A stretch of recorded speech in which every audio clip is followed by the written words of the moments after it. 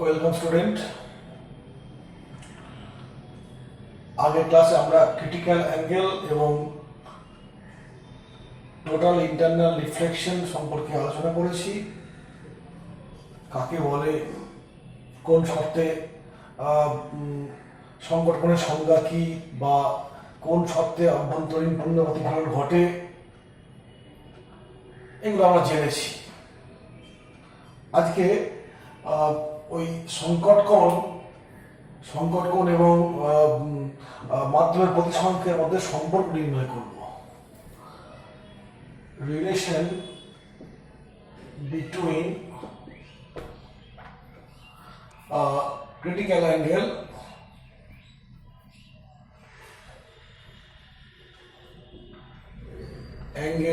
C, C দিয়ে প্রকাশ করছি, and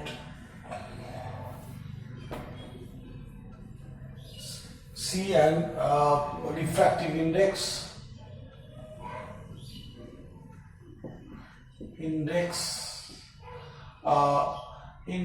mu। ক্রিটিক্যাল অ্যাঙ্গেলকে সি দিয়ে প্রকাশ করছি এবং মাধ্যমের প্রতিসংখ্যকে মিউ দিয়ে প্রকাশ করছি। অবশ্যই এই মিউটাকার ঘন মাধ্যমের পরম প্রতিসংখ্য। তো ছবিটা একবার এঁকে নিই। এটা হচ্ছে রেয়ার মিডিয়াম, এটা ডেনসার মিডিয়াম। তো এরকম ঘটনা ঘটছে, এই অ্যাঙ্গেলটাকে আমি সি বলছি। আপাতত রশ্মি এখন সংকট কোণের ক্ষেত্রে প্রতিষ্ঠিত রশ্মি মাধ্যমদ্বয়ের বিভেদ দল দিয়ে চলে যাবে। অতএব এই কোণটা হলো কত, 90 ডিগ্রি। আপতন কোণ সি আর প্রতিসরণ কোণ 90 ডিগ্রি। সি কে বলা হয় মাধ্যমদ্বয়ের সংকট কোণ। তো যেহেতু এই বিন্দুতে প্রতিসরণ ঘটছে, অতএব আমরা লিখতে পারি যে সাইন আই বাই সাইন আর, এটা কি মিউ কার সাপেক্ষে, ডেনসারের সাপেক্ষে রেয়ার মিডিয়ামের। কারণ প্রতিসরণটা তো ফার্স্ট মিডিয়াম থেকে সেকেন্ড মিডিয়ামে যাচ্ছে, অতএব এটা হবে। এইখানে আরো লিখতে পারি প্রথম মাধ্যমের সাপেক্ষে দ্বিতীয় মাধ্যম, মানে রেয়ার মিডিয়াম, ডেনসার মিডিয়ামের সাপেক্ষে রেয়ার মিডিয়ামের প্রতিসরাঙ্ক। এটা সমান কি লিখবো, সাইন আপাতন কোণটা কত, আই মানে সি, আর এটা কত সাইন 90 বা ডি মিউ আর সমান সাইন সি বাই 1। এখন এইটাকে আমি বলতে পারি 1 বাই ডি মিউ আর সমান 1 বাই সাইন সি। উল্টে দিলাম, এটা লিখতে পারি মিউ আর ডি সমান 1 বাই সাইন সি। অর্থাৎ লঘু মাধ্যমের সাপেক্ষে ঘন মাধ্যমের প্রতিসংখ্য এবং মাধ্যম দ্বয়ের সংকট কোণের মধ্যে এই হচ্ছে সম্পর্ক। যদি আরটা এয়ার বা ভ্যাকুয়াম হয়, এয়ার অর ভ্যাকুয়াম, সেক্ষেত্রে আমরা লিখবো এই ইকুয়েশন লিখতে পারি মিউ সমান 1 বাই সাইন সি। অর্থাৎ সেক্ষেত্রে আরটাকে বলছি শূন্য মাধ্যম বা বায়ু মাধ্যম এবং ঘন মাধ্যমের প্রতিসংখ্যকে, পরম প্রতিসংখ্যকে মিউ দিয়ে প্রকাশ করছি। অতএব মিউ সমান কি পাচ্ছি, এই জিনিসটা। আর যদি বায়ু মাধ্যম বা শূন্য মাধ্যম না হয়, তাহলে একটা রেয়ার মিডিয়াম এর সাপেক্ষে রেয়ার আমি লিখতে পারি। এবং এইটা বা এটা হচ্ছে একটা গুরুত্বপূর্ণ সম্পর্ক। এটা হলো কি নির্ণয় সম্পর্ক, সেটা হচ্ছে ক্রিটিক্যাল অ্যাঙ্গেল এবং মাধ্যমের প্রতিসংখ্যার মধ্যে সম্পর্ক। এটা একটা বিশেষ রূপ, এটা যখন লঘু মাধ্যমটা শূন্য বা বায়ু মাধ্যম হয়। অর্থাৎ এখান থেকে দেখতে পাচ্ছি যে মাধ্যমের এই মিউ আর সি ব্যস্ত সম্পর্কে আছে, অর্থাৎ সি বাড়লে মিউ কমবে, আবার সি কমলে মিউ বাড়বে, সি বাড়লে মিউ কমবে, আবার সি কমলে মিউ বাড়বে। উল্টো ঘটনা এটা হতে পারে যদি একটা মাধ্যমের প্রতিসংখ্য কম সেই মাধ্যমের ক্ষেত্রে সি এর মানটা বেশি হবে, মাধ্যমটা প্রতিসরাঙ্ক বেশি হলে পরে কি হবে, তোমার সি এর মান কমে হয়ে যাবে। ঠিক এরকম ব্যাপারটা বলছি, উদাহরণ দিয়ে বুঝতে পারবো যে ধরো এই একটা ক্ষেত্র আছে, এটা শূন্য মাধ্যম আর এটা ঘন মাধ্যম। তো এই মাধ্যমের ক্ষেত্রে মিউটা ধরলাম 1.5, অন্য একটা মাধ্যম নিচ্ছি, এই মাধ্যমের মিউটা ধরলাম 2.3। বুঝতে পারছি এই মাধ্যমটার প্রতিসরাঙ্ক থেকে এই মাধ্যমটা প্রতিসরাঙ্ক বেশি, অর্থাৎ এর থেকে এই ঘন মাধ্যম। তো এই ক্ষেত্রে ধরলাম আমি আপাতত কোণটা যদি এইরকম হয়, অর্থাৎ ক্রিটিক্যাল অ্যাঙ্গেল সি এরকম ভাবে গেলে পরে এই ঘটনাটা ঘটবে।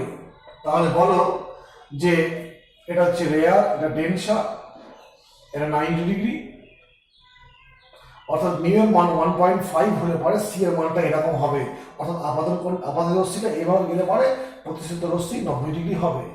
তাহলে বলো যে এই ক্ষেত্রে এই আপাতত রশ্মিটা বা সংকট কোণের মানটা বা আপাতন কোণের মানটা আগের থেকে কম হবে না বেশি হবে?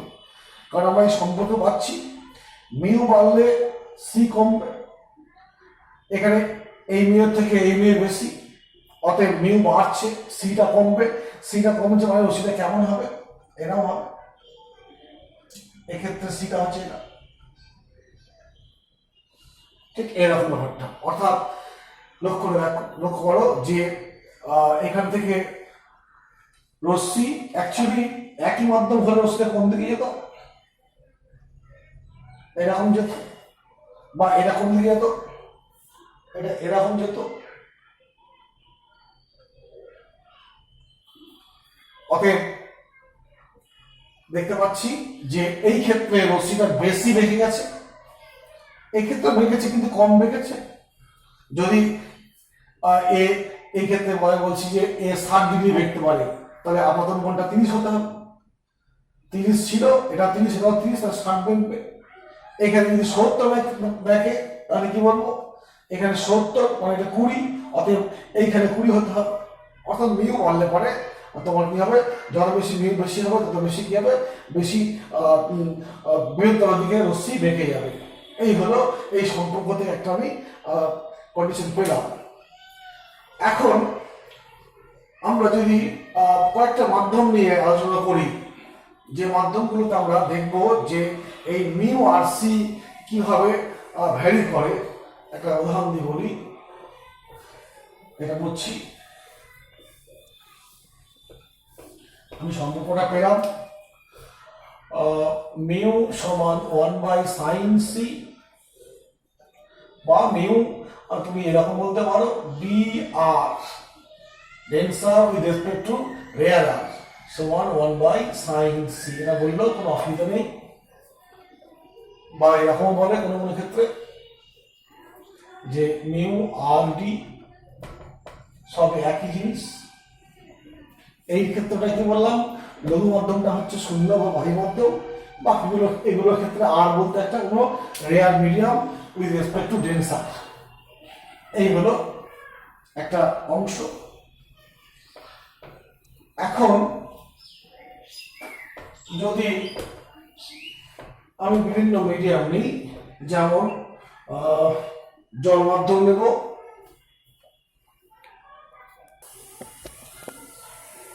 এখন কয়েকটা মাধ্যম নিচ্ছি, ধরো এটা জল মাধ্যম, তারপরে গ্লাস নিচ্ছি, আর একটা নিচ্ছি ডায়মন্ড।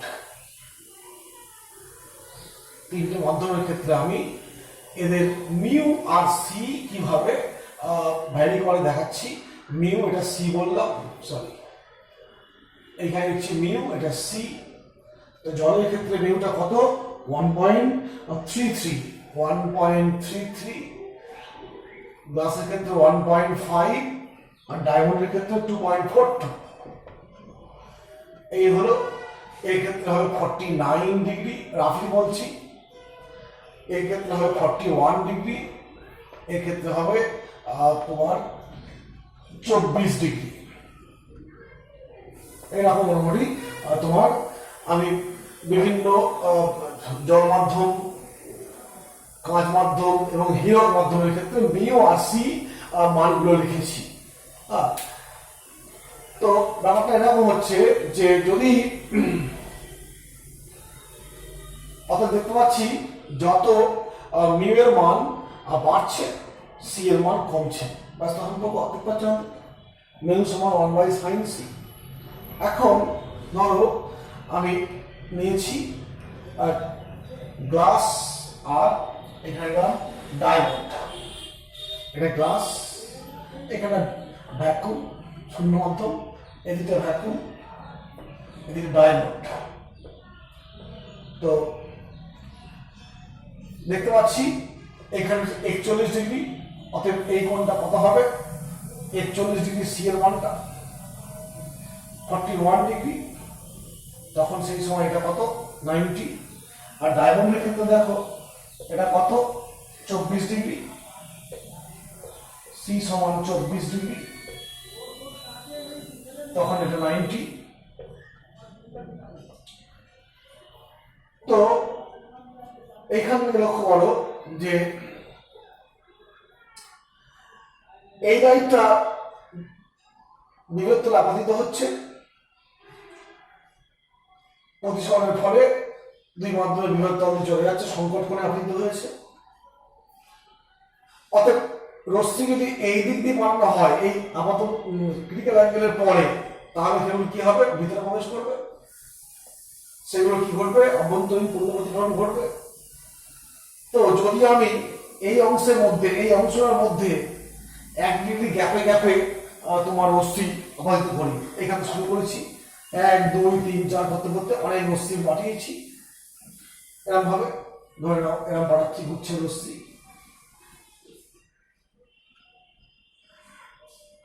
একটু আছে ঠিক করে নেব একটু। তো এই রশ্মিগুলো কি হবে, এইগুলো কি ঘটবে না অভ্যন্তর এরকম ঢুকে যাবে এই অংশগুলো, আর এর এই পাশের গুলো কি হবে এদিকে বেরিয়ে যাবে, এই হলো। তো দেখতে পাচ্ছি ধরো এই এই 90টি অংশের মধ্যে 90টা রশ্মিগুলো আপতন কোণ কেমন 1 ডিগ্রি 2 ডিগ্রি করতে করতে 90 ডিগ্রি পর্যন্ত। তাহলে দেখতে পাচ্ছি এই যে 41 আছে এটা 41 ডিগ্রি কথা বলছি, অর্থাৎ এই 40 খানা কি হবে এই দিকে বাড়া হবে, আর এই দিকে বাকি যে তোমার থাকছে 59টা কোন দিকে এই দিকে হবে।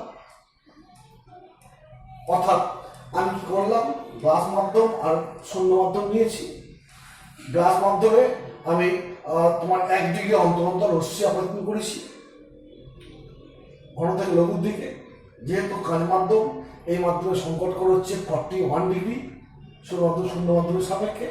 অতএব দেখবো যে 40টা রশ্মি প্রতিষ্ঠিত হবে, এই রশ্মিটা বৃহত্তম অবধি চলে যাবে 41 ডিগ্রি রশ্মিটা, আর বাকি তোমার 59টা রশ্মি কি হবে আমার মাধ্যমে অভ্যন্তরীণ পূর্ণ প্রতিফলন ঘটবে, TIR মানে কি টোটাল ইন্টারনাল রিফ্রাকশন, আর এগুলো হবে কি রিফ্রাকশন হবে এই মাসগুলো। এই একই বিষয়টা আমি এখানে ফেলেছি, অর্থাৎ এই আমি পরীক্ষা করছি ডায়মন্ড আর ভ্যাকুয়াম নিয়ে। সেক্ষেত্রে আমি যদি এরকম অনেকগুলো রশ্মিকে আমি পরপর 1 ডিগ্রি করে পার্থক্য আমি এদিকে মানে আপাতত করি, এগুলো 1 ডিগ্রি পার্থক্য আছে, এদিকেও তোমার 24টা আছে ধরে নিচ্ছি। তো কি দেখবো যে এই পাশে দেখবো কটা বলবে এই যে এটা 24 ডিগ্রি, তোমার এইটা হচ্ছে 24 ডিগ্রি, অতএব এদিকে এর আগে কটা আছে 23টা আছে, অতএব এই দিকে কটা রশ্মি প্রতিষ্ঠিত হবে 23টা, এইখান দিয়ে কোনটা যাবে 24 নম্বরে যাবে, আর অভ্যন্তরীণ পূর্ণ প্রতিফলন করা হবে মোটামুটি 24 করে ওই 66টা রশ্মি কি হবে অভ্যন্তরীণ পূর্ণ প্রতিফলন ঘটবে মানে ফিরে আসবে। তো এখানে এইদিকে 23 যাবে, দেখতে পাচ্ছি কাঁচ আর হীরক এই দুই ক্ষেত্রে কাঁচের প্রতিসংখ্যের মানটা কম, তার ফলে ক্রিটিক্যাল অ্যাঙ্গেল বেশি, ডায়মন্ডের প্রতিসংখ্যের মান বেশি ক্রিটিক্যাল অ্যাঙ্গেল কম, এবং আমি কাঁচ নিয়েছি আর হীরক নিয়েছি।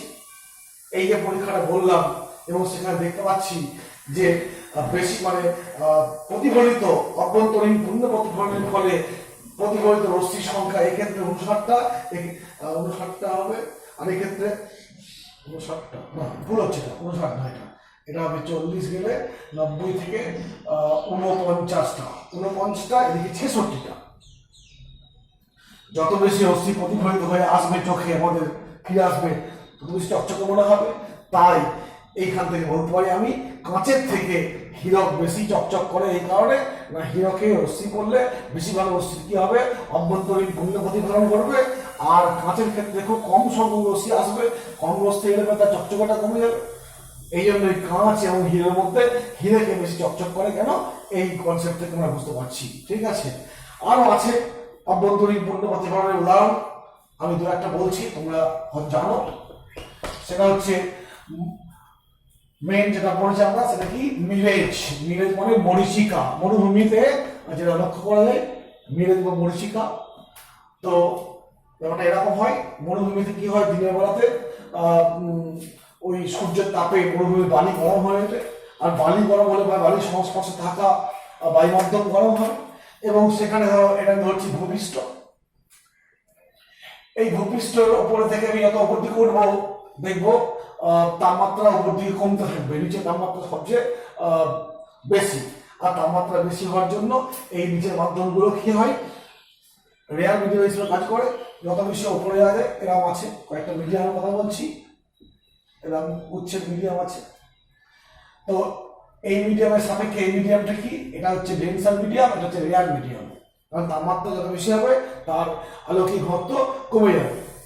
তো এরকম ব্যাপারটা আছে। তো সেই মরুভূমিতে একটা এরকম ধরে নিচ্ছে একটা বড় গাছ আছে,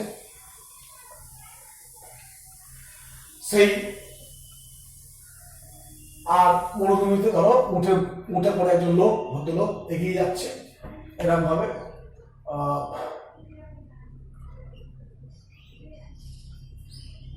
উঠে মধ্যে লোকটা আছে।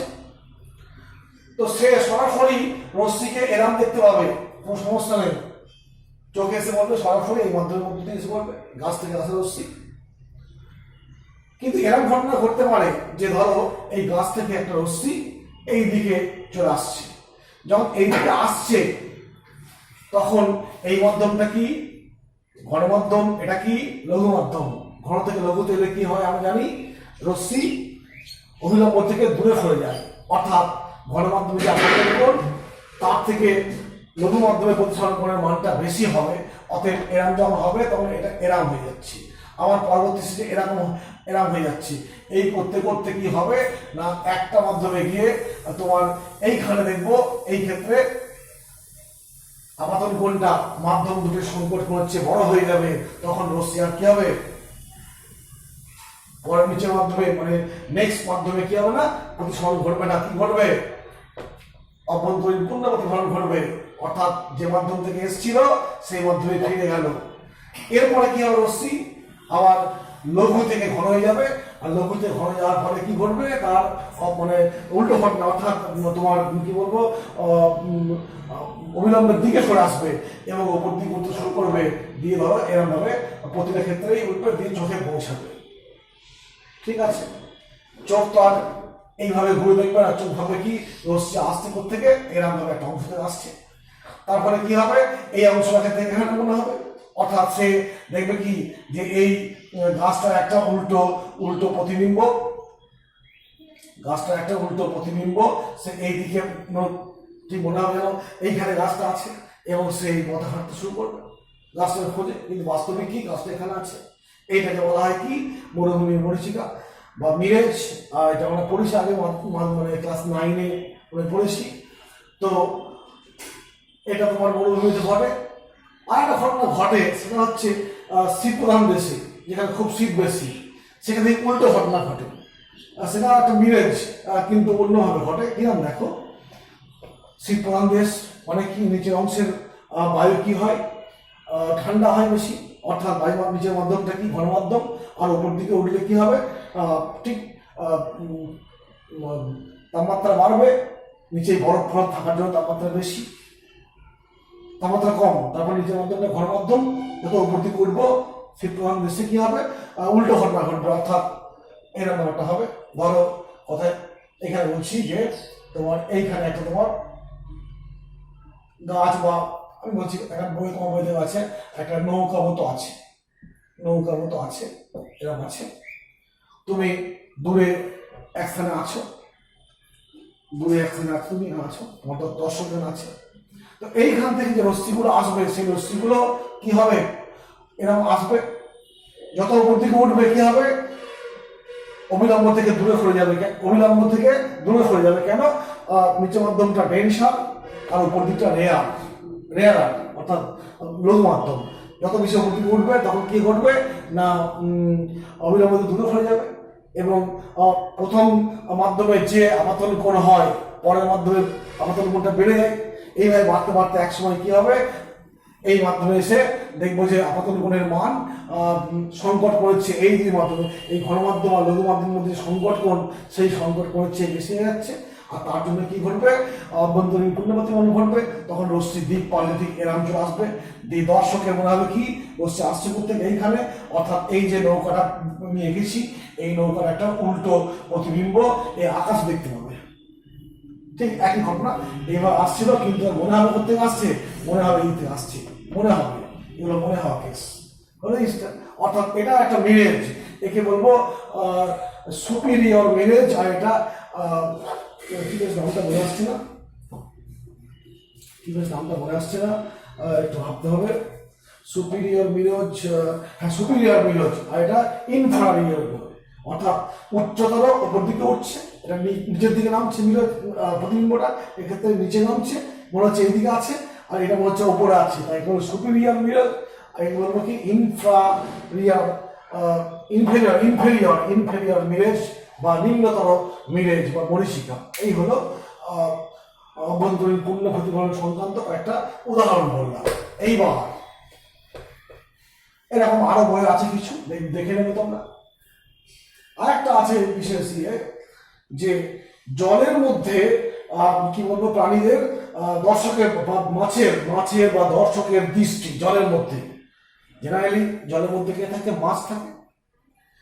তো সেই মাছের কাছে জলের ভিতর এবং জলের বাইরে একটা পুকুরে, ধরো পুকুরে একটা মাছ আছে, সেই মাছের চোখে সেই পুকুরের ভিতর অংশটা কেমন দেখবে, কোথায় দেখবে, আর পুকুরের উপরে যে পৃথিবীটা আছে সেই পৃথিবীটার ক্ষেত্রে কেমন দেখে মনে হবে, সেটা আমাদের আলোচনার বিষয়।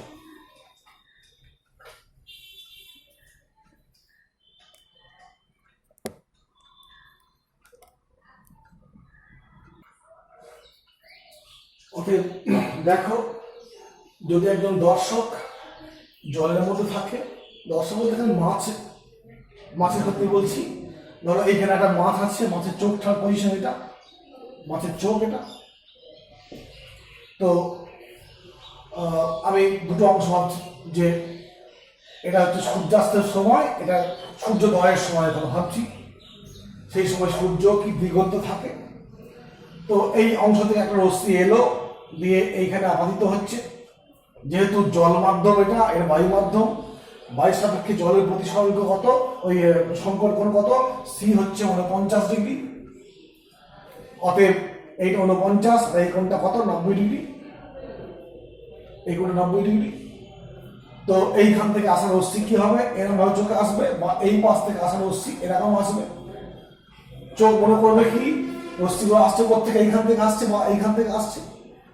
অর্থাৎ চোখের সাপেক্ষে এই যে পৃথিবীটা মনে হচ্ছে কি না এইরকম একটা শঙ্কুর মধ্যে অবস্থান করছে, যে শঙ্কুটার অর্ধ শিরোকোণ কত, 90 ডিগ্রি, এবং এই যে তার কাছে এই ভূপৃষ্ঠের অংশটা কি, তার চোখে পৃথিবীটাকে ঠিক মনে হবে কি এরকম একটা শঙ্কুর মধ্যে অবস্থান করছে, শঙ্কুর বাইরে এদিকে জলাতল আছে, এগুলো জল, সবই জল। অর্থাৎ এই অংশটাকে মনে করবো এইখানে, আর এই অংশটা মনে করবো এইখানে, বাকি পৃথিবীটা এই অংশের মধ্যে আছে। অর্থাৎ তার চোখে মনে হবে যে তার চোখে মনে হবে যে জলের ওপরে সব বস্তুই 49 ডিগ্রি অর্ধ শিরোকোণ যুক্ত একটা শঙ্কুর মধ্যে অবস্থান করছে। লক্ষ্য করে, অর্থাৎ তার চোখে এই বরাবর সব অংশটা কি, এদিকটা এদিকে আছে, এদিকটা এপাশে আছে, এখন যদি সে এই বরাবর লক্ষ্য রাখে, এরকম হবে একটা ধরো বিন্দু এইখানে জলের মধ্যে আছে, জলের মধ্যে একটা বিন্দু আছে, জলের মধ্যে একটা বিন্দু আছে এইখানে, তোমার জলের মধ্যে একটা বিন্দু আছে এখানে তোমার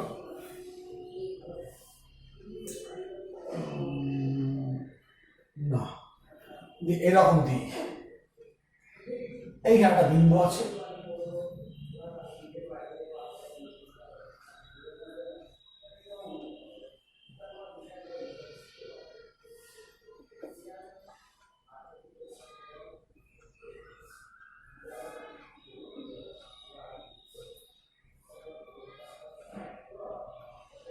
এটা কি ঘটনা ঘটলো দেখো। এক্ষেত্রে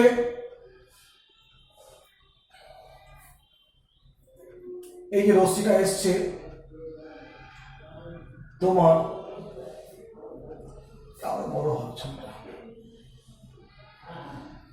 আপাতন কোণের মান, এই কোণটার মান কি হচ্ছে, জল এবং বায়ুর যে সংকট কোণ 49 ডিগ্রি তার থেকে বেশি হচ্ছে।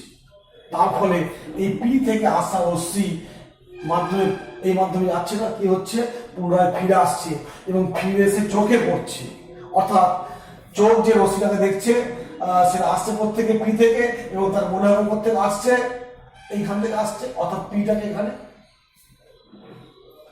ভালো করে দেখো যে এই বরাবর এই 49 মানে 98 ডিগ্রির মধ্যে এই যে শঙ্কু তৈরি হচ্ছে, এই শঙ্কুর মধ্যে সে দেখতে পাচ্ছে এই জলের ভিতরের অংশ, এই অংশটা এবং বাইরের পৃথিবী যা কিছু আছে দেখতে পাবে।